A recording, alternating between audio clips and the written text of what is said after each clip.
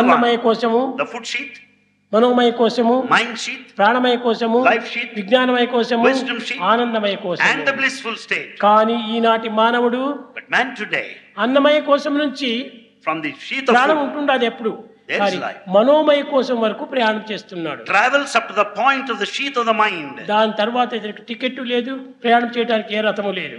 Thereafter, he doesn't find any chariot nor need to buy a ticket to travel. కారణం ఏమిటి? Why? వాడికి తెలియదు. He doesn't know.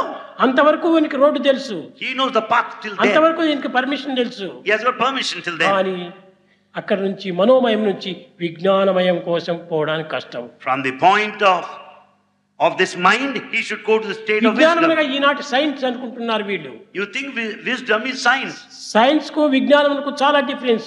There's wide gulf of difference between wisdom and ఈ science. Science అనేటువంటిది కేవలము మనోశక్తి చేతను, యంత్రముల శక్తి చేతను ఇది అభివృద్ధి అవుతుండాలి. The science improves because of the mental power, psychological strength. కానీ విజ్ఞానం అనగా But the wisdom, అన్నిటికీ అతీతమైనటువంటిది. it is beyond all.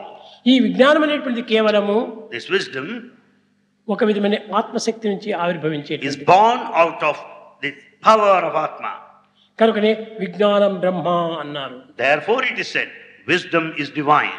ఆ డివైన్ అనేటువంటిది అక్కడికి వచ్చి చేరిపోతుంది. The divine comes into the picture there at the level of wisdom. అన్నింటికి మూల కారణము సేవ. For everything, service is important.